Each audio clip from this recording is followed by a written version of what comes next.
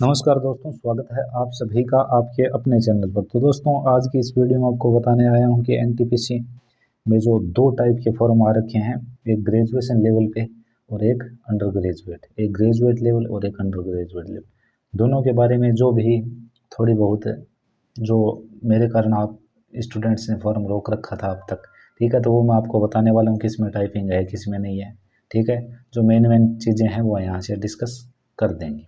ठीक है, और मैं इसके बारे में क्या थिंकिंग रखता हूँ, मेरी जनरल थिंकिंग क्या है, ठीक है ना, और वो मैं आपको यहाँ पे बता दूंगा। तो चलो स्टार्ट करते हैं, आ जाओ। एनटीपीसी ग्रेजुएट लेवल के बारे में पहले हम बात करते हैं। तो पहले इसमें देखो बच्चों, एज एज है 18 से 36, ठीक है ना।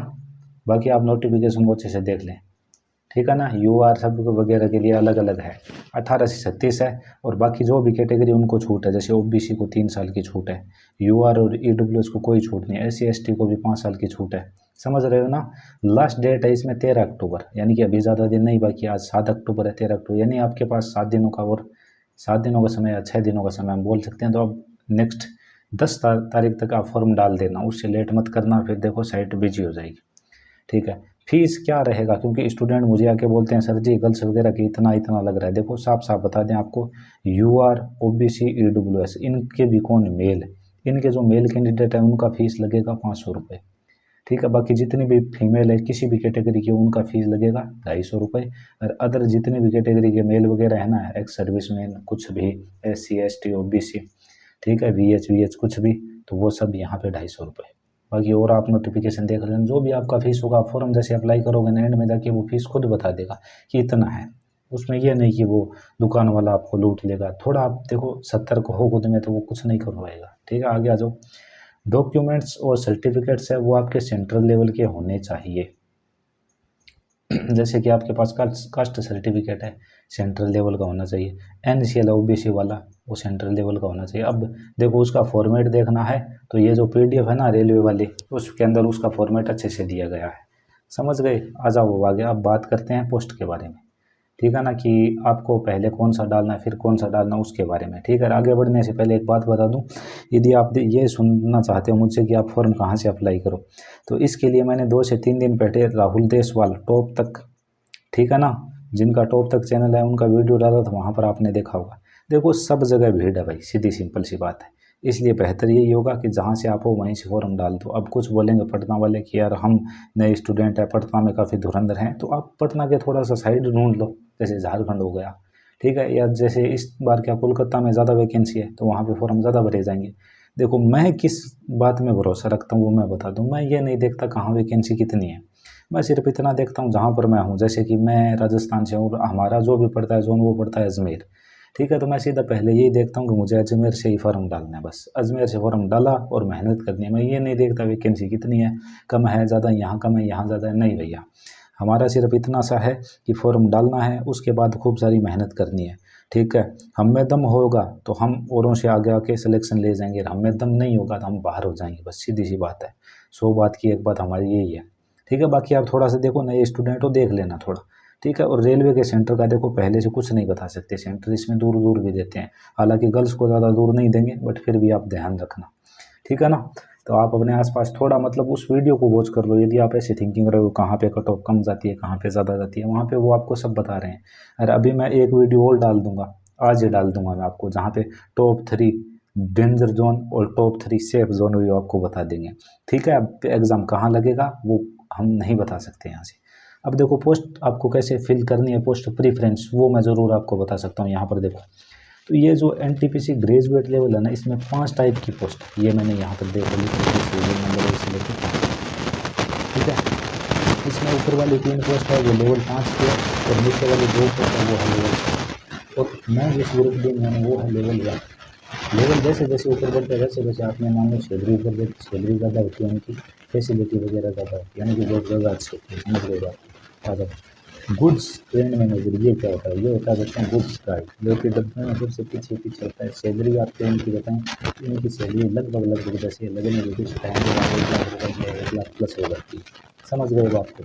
ठीक है, सीनियर क्लर्क कम टाइपिस्ट, मतलब टाइपिस्ट है सीनियर क्लर्क, ठीक है ना, लेवल 5 है। ठीक है, आगे देखो, जूनियर अकाउंटेंट, जूनियर अकाउंटेंट, यहाँ पे असिस्टेंट नाम है बच्चों, पेन थोड़ी खत्म हो गई थी इसलिए ऐसा दिख रहा है, असिस्टेंट कम टाइपिस्ट। ठीक है, चीफ कमर्शियल कम टाइपिस्ट सुपरवाइजर और स्टेशन मास्टर। ठीक है, ये दोनों है ना, ये टिकट सुपरवाइजर और स्टेशन मास्टर, ये दोनों लेवल 6 के। अब मेरी बात सुनो, देखो यहाँ पर देखो CBT फर्स्ट यानी जो पहला एग्जाम होगा ना वो आप सभी के लिए एकदम समान होगा, कोई भी दिक्कत वाली बात नहीं है।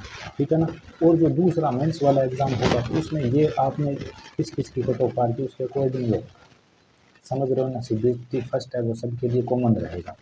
आगे आ जाओ, जो दूसरा ही कर देगा वो फिर टाइपिंग तक जाएगा। देखो इस पहले में तो टाइपिंग है नहीं कुछ नहीं इसमें, जैसे आपने जो मेंस वाला पेपर है वो निकाला, आपकी जो वो बनी है वो कट ऑफ बनेगी, वहाँ से क्लियर है तो मिल जाएगा, वरना ये और देखे जाएंगे आपको पोस्ट प्रेफरेंस। ठीक है, इसमें टाइपिंग है 2 नंबर वाला है ना, ये सीनियर कलर कम है, इसमें टाइपिंग टेस्ट होगा। ठीक है, इसमें टाइपिंग टेस्ट होगा। अब देखो ये जो है ना चीफ कमर्शियल कम टिकट सुपरवाइजर, इसमें टाइपिंग टेस्ट नहीं है। ठीक है, और बात करें यदि मैं ये स्टेशन मास्टर के लिए लिख दिया मैंने, ये स्टेशन मास्टर वाला बच्चों, ये नीचे जगह नहीं थी। ठीक है ना, इसलिए मैंने यहाँ पर लिख दिया। स्टेशन मास्टर वाले में कंप्यूटर बेस्ड एप्टीट्यूड टेस्ट है। तो ये क्या होता है, ये साइको नाम आपने सुना होगा, कुछ नहीं, ये रीजनिंग जैसा होता है, बस थोड़ा सा प्रैक्टिस करोगे आपको भी आने लग जाएगा।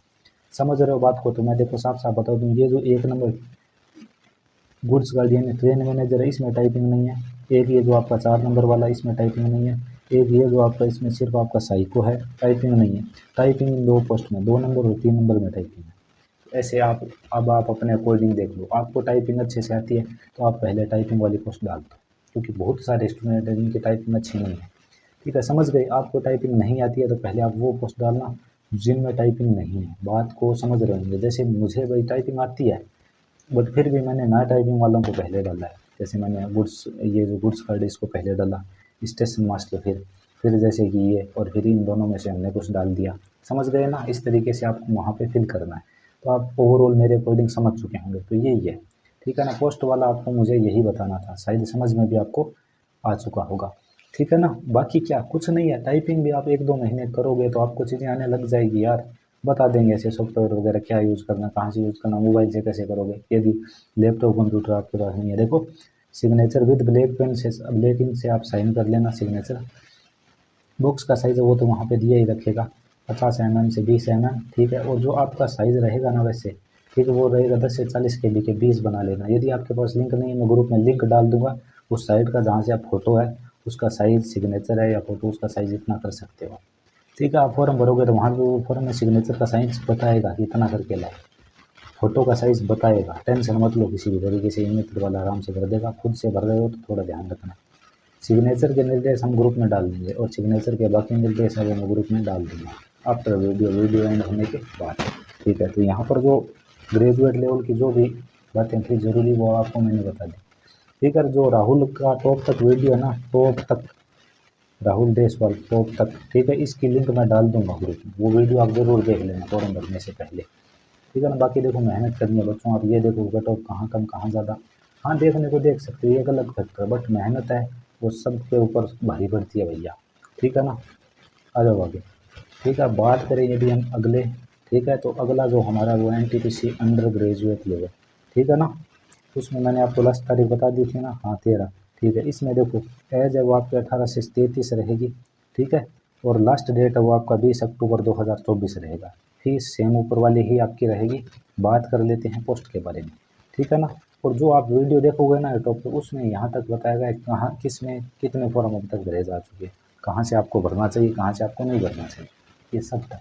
किसकी कट ऑफ ज़्यादा जाएगी, कौन रेड जोन है, कौन ग्रीन जोन है, कौन आपके लिए सेफ है, कौन आपके लिए डेंजर है, सब इस वीडियो में, इसलिए मैं यहाँ पे डिस्कस नहीं कर रहा क्योंकि उतना टाइम भी नहीं है। लास्ट डेट इनकी रहेगी 20 अक्टूबर। फीस सेम ऊपर वाली है। मेन अब पोस्ट के बारे में बात कर लेते हैं, किस में टाइपिंग है किस में नहीं।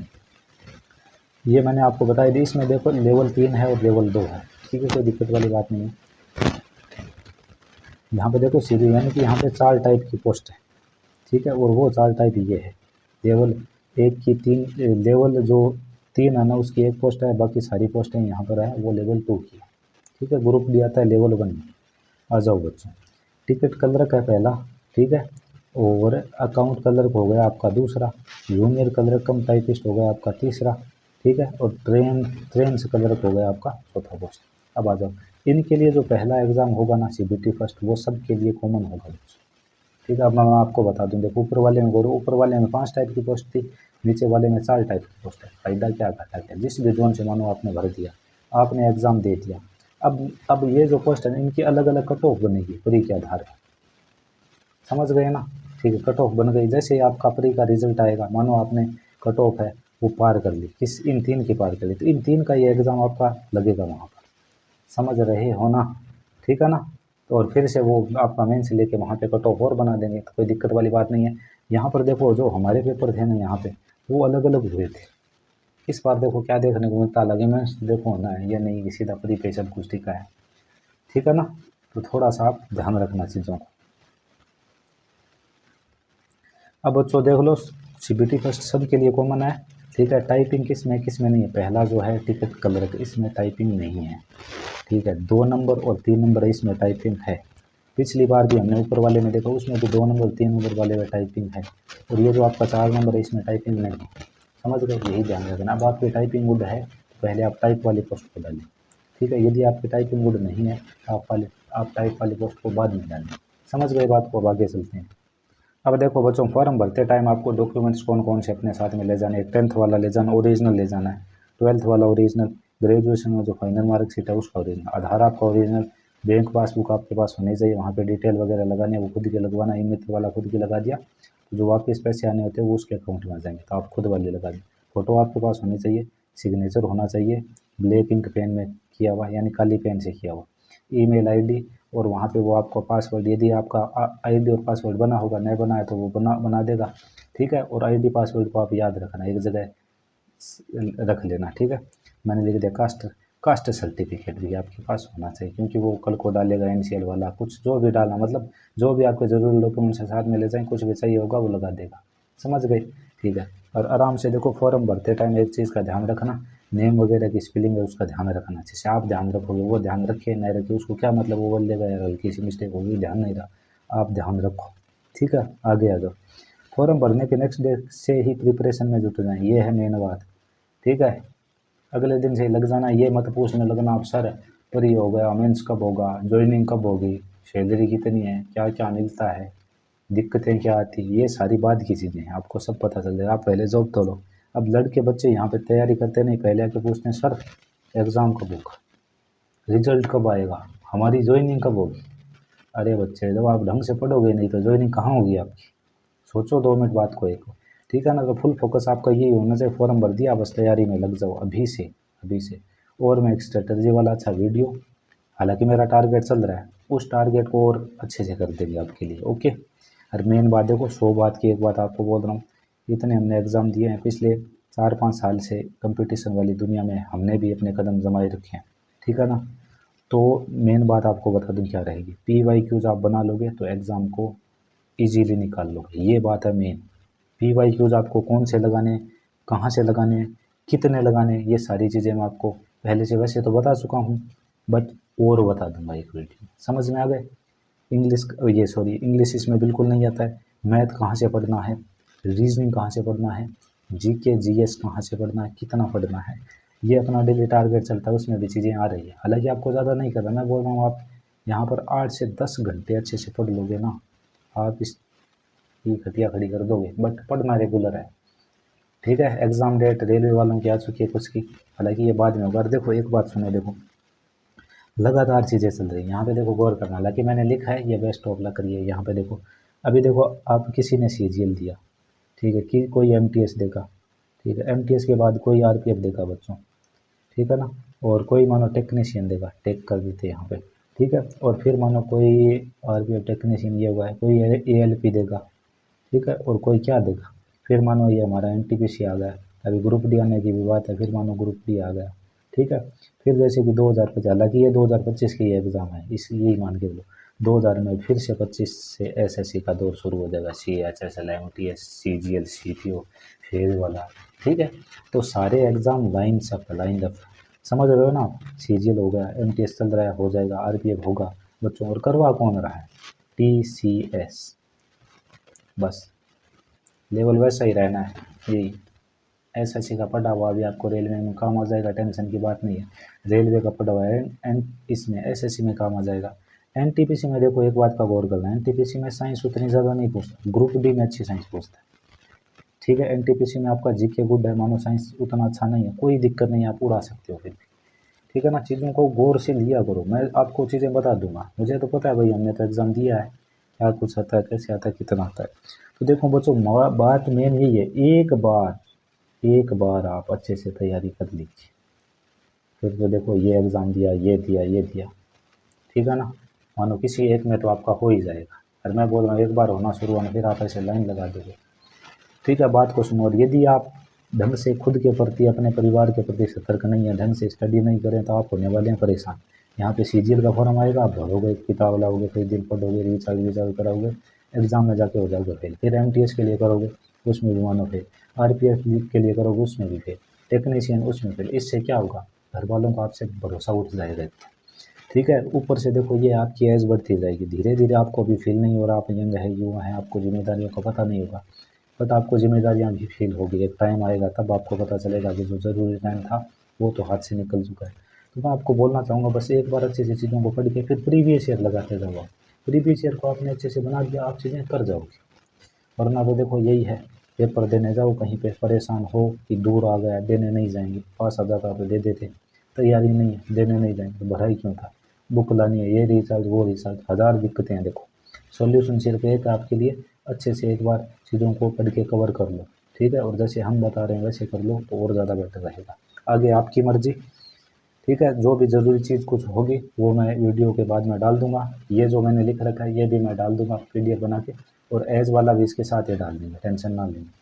तो अपना ध्यान रखना और फॉर्म जल्दी ही डाल देना, ठीक है। इसमें 20 तारीख है, इसको आप थोड़ा सा आराम से डाल सकते हो, मतलब सेकेंड वाला जो अंडर ग्रेजुएट है, ग्रेजुएट वाला जल्दी डालना, अंडर ग्रेजुएट वाला थोड़ा सा और वेट करके आप डाल सकते हो। बट लास्ट तारीख से 3 से 4 दिन पहले तक आप फॉर्म डाल ज़रूर देना, और सबको डालना है, ठीक है ना।